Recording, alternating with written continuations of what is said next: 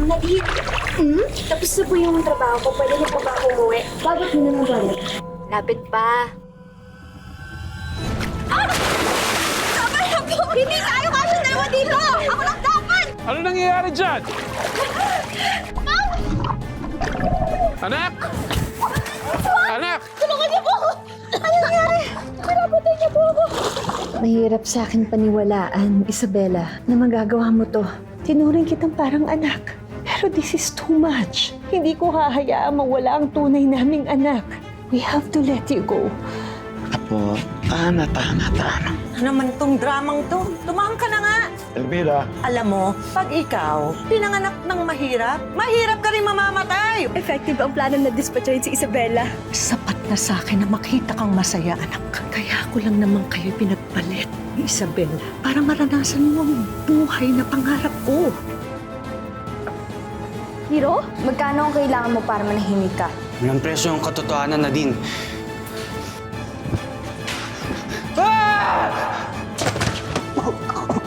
Anong ginawa mo? Halika na, wala naman nakita. Nay! Nay!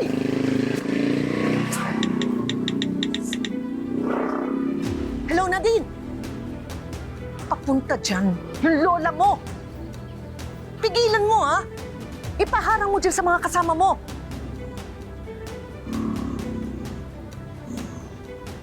Ito, Omay. Oh, Nay! Nay, saan ka pupunta? Sundan mo yung tricycle na yon. Nay!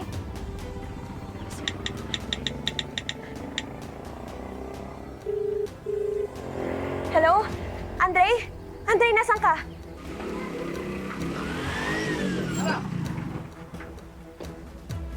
Sino pang hinahanap? Raya! Si Raya! Raya! Ano ba? Hindi mo kayo maaaring pumasok. Bakit hindi maaari? Ikaw ba may ari? Raya! Lumabas kayo dyan! May dapat kayo malaman! Sino po kayo? Sino ka ba? Anong pakay? Kailangan ko makausap ang mag-asawa. Si Rhea at si Crisanto. Palabasin niyo nga. Wala din si Mami at si Daddy. Wala si Mami at si Daddy. Asan? Palabasin mo sila. May dapat kayo malaman! Wala nga sila dito. Umalis ka na. Ano ba? Tawag, umalis. Umalis ka. Ikaw ang umalis. Nanggugulo ka dito. Huwag kang makihalo sa usapan. Ano yon? Nay, ano ginagawa mo dito? Pasensya na kayo. Kulyanin na ang nanay mo. Hindi ka na. Iuwi ko na. Hindi! Hindi ako uwi! Ha? Ano? Ma'am Rhea! Nay! Sa Crisanto may dapat kayong malaman! Sa Crisanto! Nay! Ano? Kapag hindi ka sumama sa akin, Ano? Gagawin mo? Papatayin mong sarili mo, ina, gano'n? Alam mo, hindi ko alam kung saan ako nagkulang sa pagbabalakso. Ang haba-haba ng sungay. Ma'am! Nay! Yes! Nay! Nay! Nay! Ika na. Bitiwan niyo si Rona! Ma'am! May dapat kayong malaman! Ma'am! Importante, ha? Tumingin sa labas. Ano meron? Nay! Nay! Mom! Dad! Ano? Tara po, balik na po tayo sa loob ng bahay. Sandali. Ba't ang iba dyan? Oo, wala po. Sir Crisanto. Ay. Ano ba? Ako po si Hilda, nanay ni Elvira. May dapat po kayong malaman tungkol sa anak niyo. Ano ho yung tungkol kay Nadine? Ay, hindi po tungkol kay Nadine. Yung tunay niyong anak. Teka muna, anong ibig sabihin tunay na anak?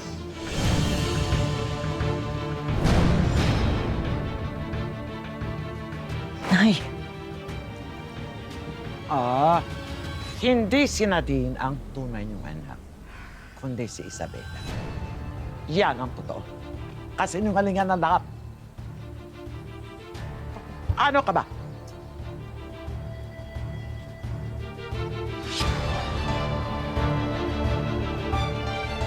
Nang gabing nanganak kayo ni Elvira.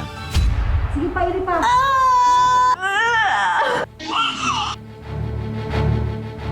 Ipinagpalit ko ang mga sanggol. Ang anak ni Elvira, si Nadine. Siya ang pinalaki at pinagamot ninyo. At ang sanggol na napunta sa amin, siya ang tunay niyong anak, si Isabela. Siya ang tunay na Bermudez. Ma'am Rhea. Sir Crisanto. Siya po.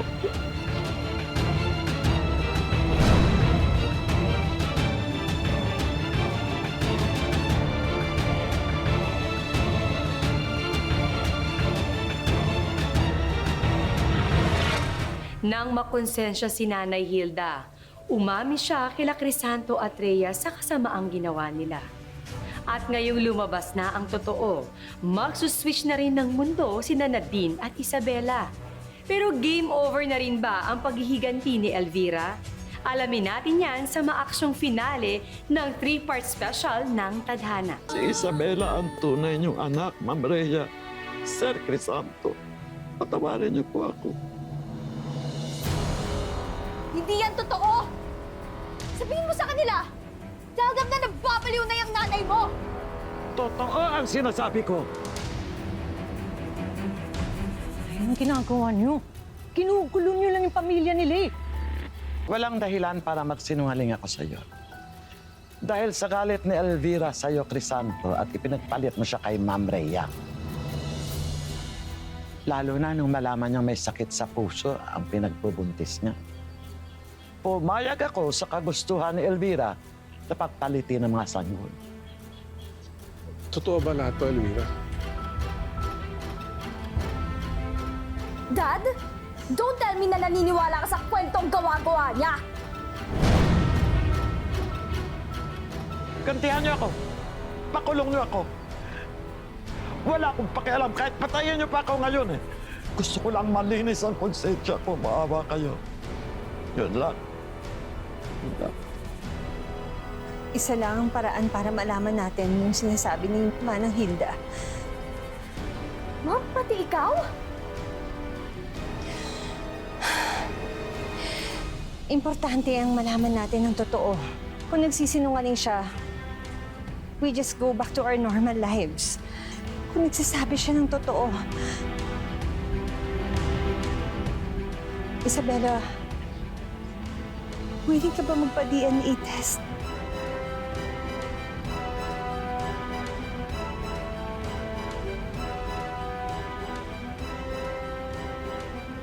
You guys hate me so much kaya ang dali niyong maniwala. Sa bagay, gusto niyo lang naman ako mawala sa buhay niyo eh. Nadine! Elvira!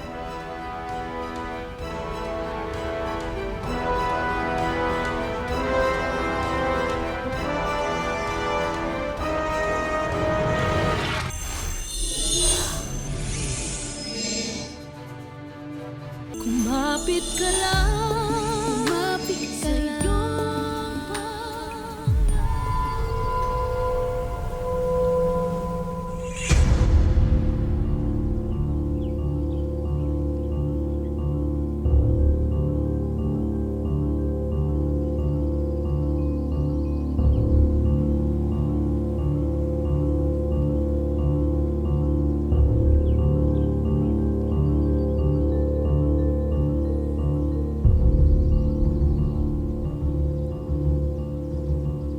Anong ginawa mo? Gumawa ka ng eksena. Kaysa naman sa'yo na tameme lang. Hindi mo nga napigilan yung matandang yun. Yung matandang yon, lola mo. Nainilaglag ka! Tsaka teka nga, ba't ka ba nandito?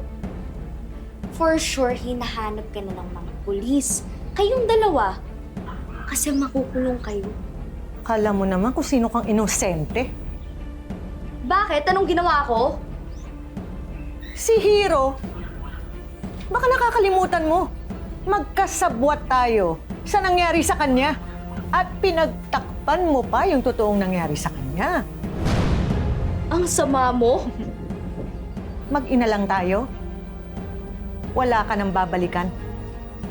At wala ka ring ibang kakampi. Kung di ako.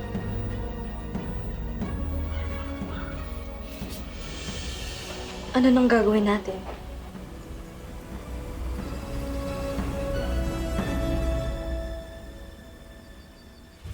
Based on a DNA result obtained by the analysis of the DNA provided by Ms. Rhea, Sir Crisanto, and Isabela, The probability of paternity and maternity are both 99.9%. Si Isabela po ang tunay niyong anak.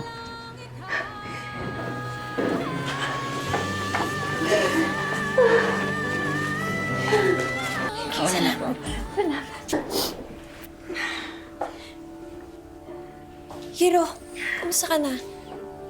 Ayos lang ako, Isabela. Salamat. Ma'am, sir, hindi na ho sana handong sa ganito kung nasabi ko agad yung nalaman ko tungkol kina Elvira at Nadine. Kaso sinaktan po ako ni Elvira eh. Huwag mo sisihin yung sarili mo, Hiro. Walang lihim na hindi nabubunyag.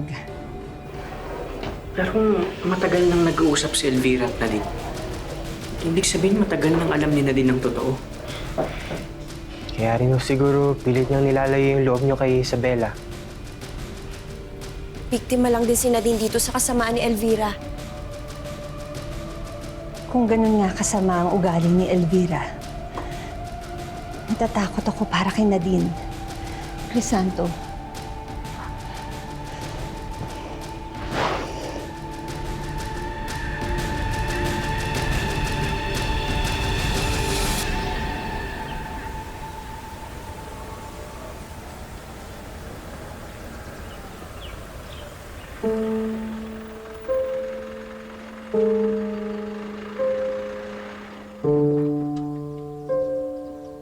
Lola Hilda,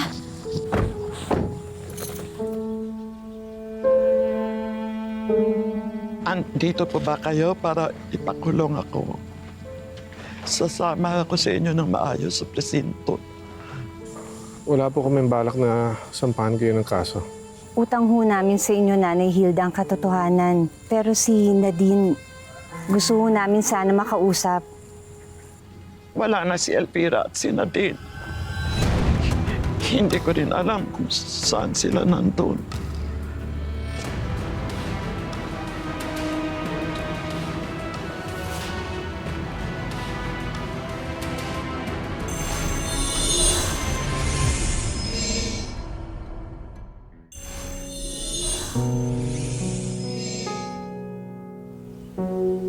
Tignan mo nga naman, parang kailan lang pinagtatabuyan kita dito sa asyenda. Tapos yun pala, ikaw yung tunay na anak ng mga Bermudez. naging mabuting kaibigan ka rin naman sa akin, Hiro. Noon hanggang ngayon. Kahit milya-milya na ang layo ng pagitan natin sa isa't isa. Oo naman, ano ka ba? Ikaw talaga, no? Walang magbabago doon. Eh, yan kaya. Isabela. Ikaw na talaga. Para sa'yo. Andre, salamat. Stop! Andre! Alam mo, kahit noon pa nagtatrabaho dito si Isabela, lalo na ngayon, alam namin siya ang tunay naming eredera. Eh, maigpit na talaga kami pagdating sa mga manliligaw. Naintindihan ko po.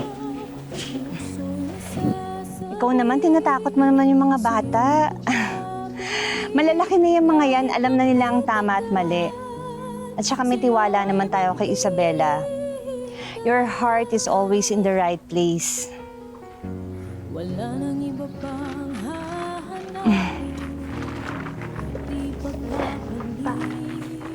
Oh, kain na tayo.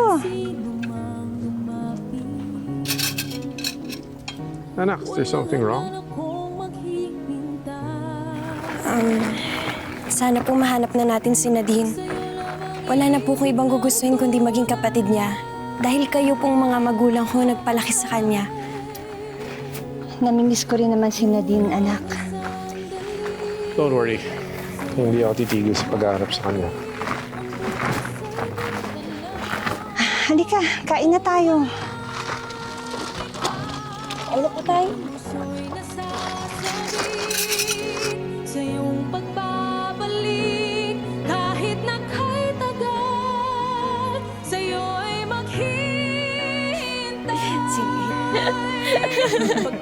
Salamat! Oh. Cheers!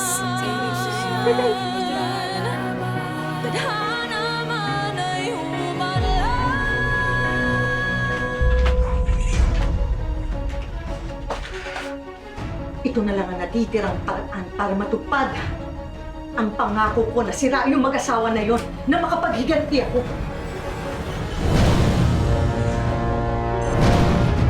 Nakikinig ka ba? Maghihiganti na naman? Kailan ka ba matatapos dyan? Bakit? Sa tingin mo ba para sa akin yung ginagawa ko na to? Sanay ka ba sa buhay mahirap? Sa kaning lamig? Sa tuyo? Ha? Sa kangkong?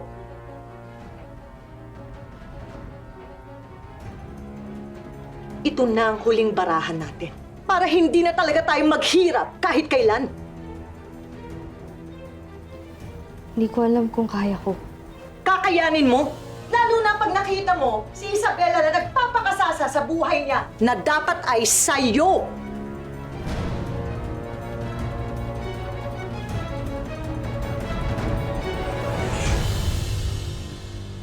Tandaan niya, I want everything to be perfect yung superman na papakilala kay Isabela.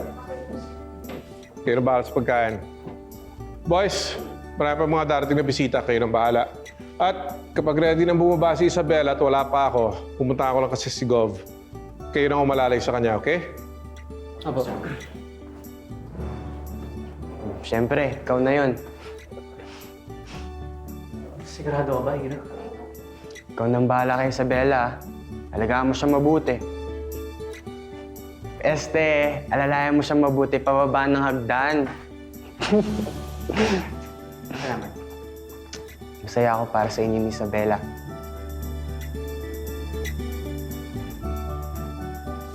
Natutuwa ako, Isabela, nagagawa ko na sa'yo to.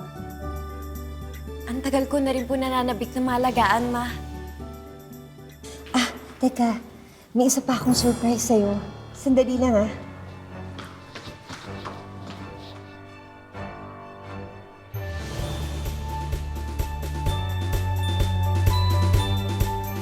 Sanay naman po ako sa mga simpleng bagay, Mama. Hindi mo na po kailangan surpresahin ng mga ganyan. Surprise! Ay, Elvira? Parang specialty na yata nito ni Elvira ang umeksena at manira tuwing may espesyal na okasyon, ano? Pero ano na naman kaya ang binabalak niya ngayon? Mga kaibigan, palakpakan po natin ang ating star of the night, Miss Isabela Bermudez.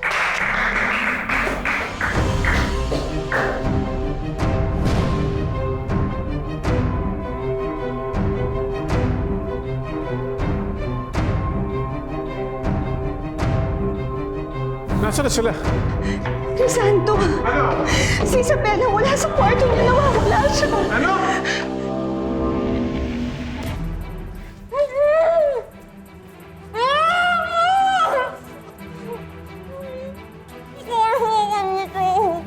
Huwag mong hayaang makawala yan.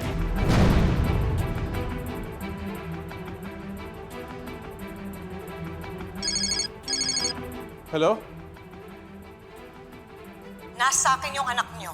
Hayop ka, Elvira. Ilabas mo ang anak ko. Huwag mo siya sasaktan. Hindi siya masasaktan. Sa isang kondisyon. Anong kondisyon yan?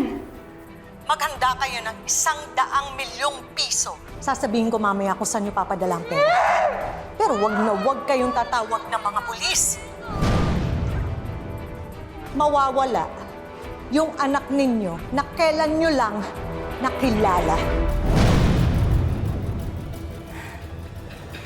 Anak natin, Crisanto.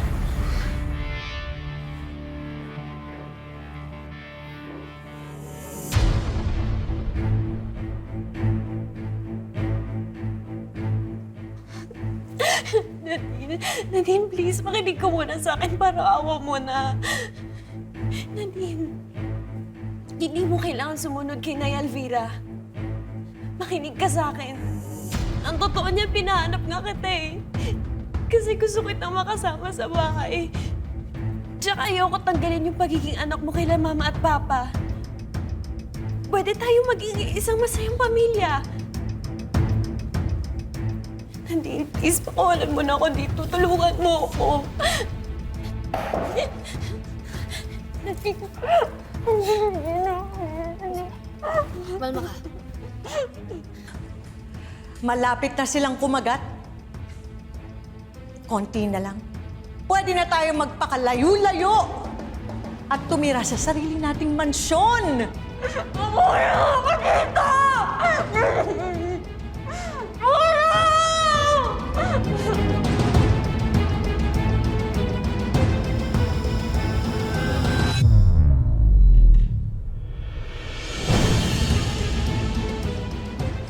Isabela, anak! Isabela! Ay! Hop! Ang pera!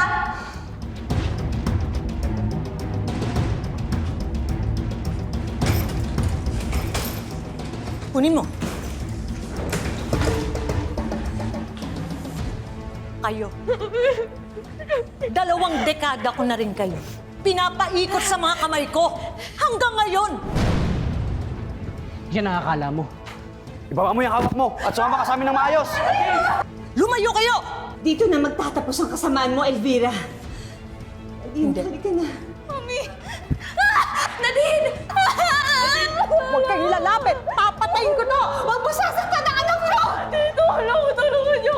Ayoko po. Hindi sasaktan! Elvira! Nadine! Subukan mo! Isabel!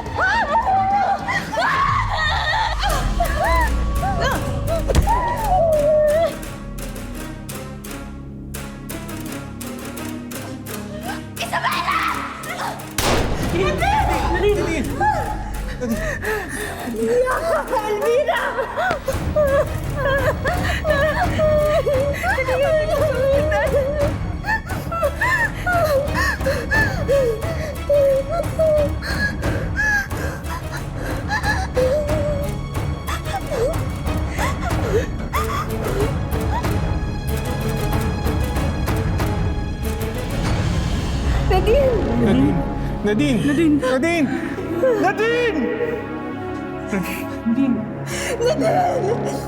Nadine! Anak! Nadine! Nadine! Crisanto! Nadine! Nadine!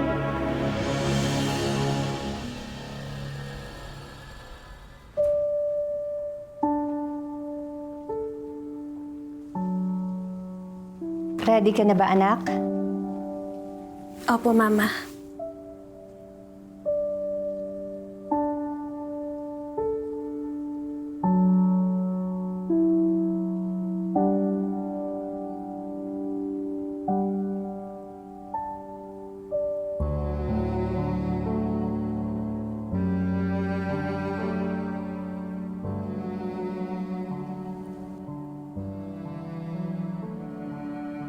Happy birthday, Nadine.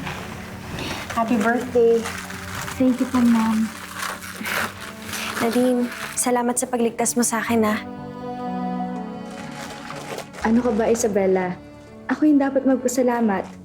Kasi ikaw ang mas nagligtas sa buhay ko.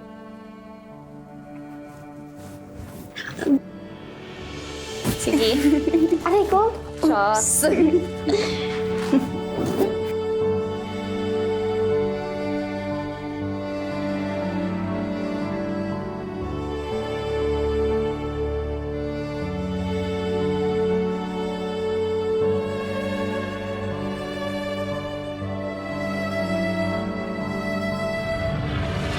Sa bandang huli, nang nagkaroon ng pagpapatawad sa puso nila Isabela at Nadine, hindi man magkadugo ay nagkaroon ng pagkakataong muling mabuo ang kanilang pamilya. Ang buhay ay hindi lamang isang daan na iginuhit para sa atin. Ito ay isang daan na nagbibigay sa atin ng maraming pagkakataon na pumili at tahakin ang sarili nating tadhana. Magandang hapon, ako po si Marian Rivera at ito ang mas pinalakas na tadhana.